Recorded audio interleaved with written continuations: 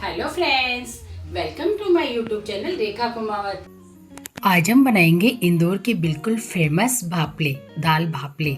तो आज हम इंदौर के फेमस दाल भापले बनाएंगे, वो भी इतनी मज़ेदार कि जिसके मुंह में दांत नहीं हो वो भी खा ले। चलो तो फिर बनाना स्टार्ट करते हैं। तो ये आटा अगर हम वेट से देखें तो ये आटा हमारा 1.25 किलो के करीब है। तो ये आटा बिल्कुल सिंपल गेहूं का आटा है, इसमें कुछ भी नहीं डाला है हमने अभी तक। तो अब हम इसके अंदर डालेंगे सबसे पहले अजवाइन। तो यहाँ पे मैं लूँगी 1 चम्मच अजवाइन, जिसे मैं हाथों से क्रेश करके डालूंगी। इससे क्या होगा कि इसमें खुशबू और इसका जो फ्लेवर आएगा वो बहुत अच्छा आता है। तो इसलिए आपको अजवाइन को इसी तरीके से डालना चाहिए। और अब यहाँ डालूंगी मैं आधी चम्मच जीरा। तो भापले के अंदर जीरा भी डलता है, उसी से बहुत अच्छा टेस्ट आता है। और 1 चम्मच डालेंगे यहाँ पे सौंफ। तो ये तीनों चीज़ें भापले के अंदर जरूर डलती है। इससे डालने से इसका टेस्ट जो आता है ना, सच में बहुत ही मज़ेदार आता है। तो हमने जीरा, अजवाइन और सौंफ तीनों डाल दिया है। तो अब हम डालेंगे इसके अंदर स्वाद अनुसार नमक। तो मैं यहाँ पे नमक डाल दूँगी। तो 1 चम्मच भर के हम यहाँ पे डाल रहे हैं नमक। तो ये आपको स्वाद अनुसार जैसे भी आपको कम ज़्यादा हो वैसे हम ले सकते हैं। तो यहाँ पे हमने नमक डाल दिया है। तो अब डालेंगे हम मीठा सोडा, वो भी आपको थोड़ा सा डालना है इसके अंदर, ज़्यादा नहीं डालना है। जितना मैं बताऊँगी इस हिसाब से ही आपको डालना है। ये हमारे चौथाई मतलब 1 चम्मच के आधा का आधा, बस इतना सा ही मीठा सोडा डालना है, इससे ज़्यादा नहीं डालना, क्योंकि अगर ज़्यादा डालेंगे तो इनका टेस्ट अच्छा नहीं आता। तो आपको इतना तो इसके अंदर डालना ही पड़ेगा। और यहाँ डालूंगी मैं 1 चम्मच भर के हल्दी। भापलों के अंदर हल्दी भी डालती है क्योंकि इसका भी एक अलग ही फ्लेवर होता है, तो ये भी डालना बहुत ज़रूरी होता है। तो यहाँ पे हमने इसके अंदर हल्दी डाल दी है। अब हम इसके अंदर डालेंगे ऑयल और उसे मिक्स करेंगे। पहले हमारे ये सारे मसाले मिक्स कर लेते हैं। तो यहाँ पे 1 चम्मच बड़ा वाला हमने इसके अंदर घी डाल दिया है और अब हम इसे मिला लेंगे। आप चाहो तो तेल भी डाल सकते हो, तेल या घी जो भी आपके पास हो वो आप डाल सकते हो, लेकिन घी से थोड़ा टेस्ट बहुत अच्छा आता है। तो अब हम क्या करेंगे, इस मोरन को अच्छे से मिला लेंगे इस आटे के अंदर। तो इस मोरन को हम अच्छे से मिला लेंगे। मोरन को अच्छे से मिलाना चाहिए ताकि हमारे भापले बहुत ही मज़ेदार बने। और अब हम क्या करेंगे, अब इस मोरन को हमने अच्छे से मिला लिया है इस आटे के अंदर। इसके अंदर जो लम्स है वो सारे हमने ख़त्म कर लिए हैं। तो इसी तरीके से आपको हिलाते हुए पूरे लम्स को, हमारे पूरे मोरन को इसी के अंदर मिलाना है। अब यहाँ पे लिया है मैंने 1 कटोरी दही।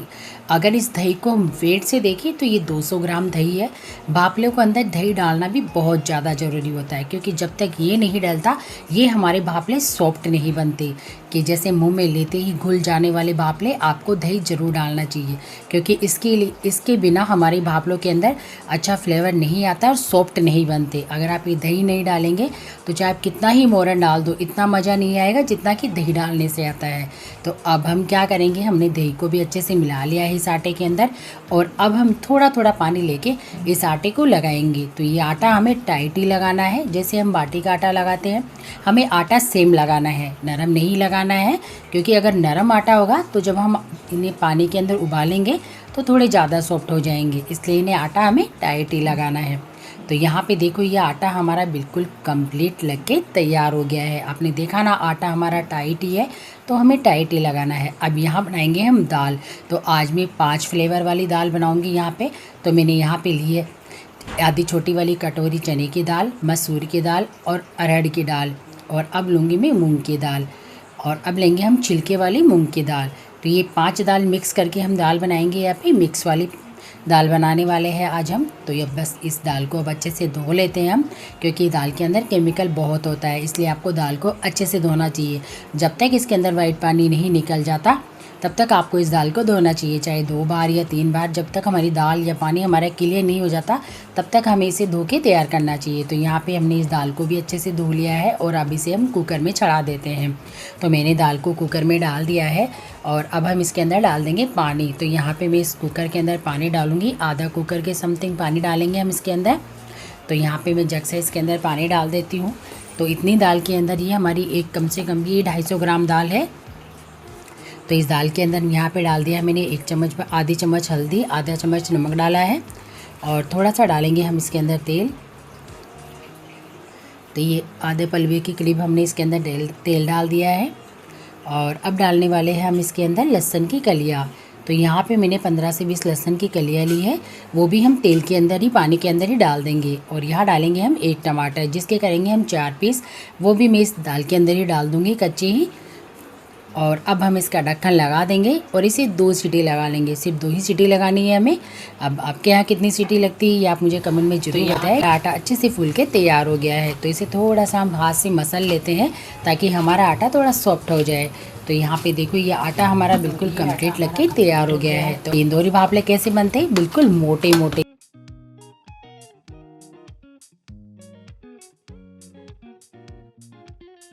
के अंदर इस तरीके से छेद देके और चारों तरफ से इस तरह से फोल्ड करके, क्यों, जैसे कि मम्मी बोलती थी कि अगर हम इस तरीके से भापले बनाए तो वो अंदर से कच्चे नहीं रहते। तो आज मैं इसीलिए इसी तरीके से भापले बना रही हूँ, तो आप भी इस तरीके से ज़रूर बनाएं।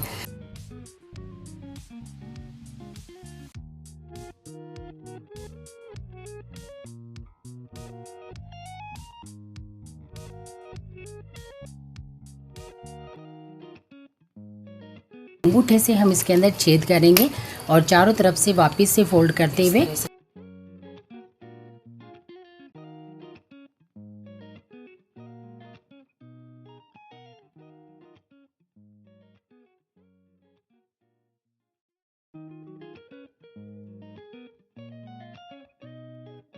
पे देखो ये हमारे सारे भापले बनके तैयार हो गए हैं।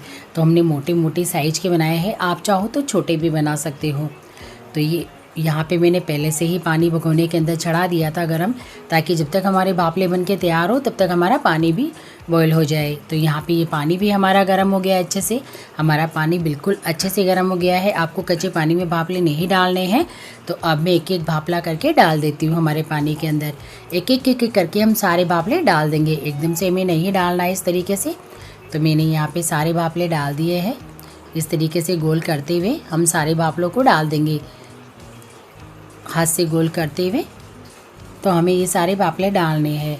आपको पता है ये भापलों की रेसिपी इतनी मज़ेदार है कि सच में एक बारी अगर आपने किसी को बना के खिला दिए ना, अगर यकीन मानिए, अगर आपसे पूछे नहीं ना सामने वाला कि आपने ये कैसे बनाए और इसकी रेसिपी क्या है, तो ये मेरी गारंटी है आप 100% एक बारी ये बनाइए।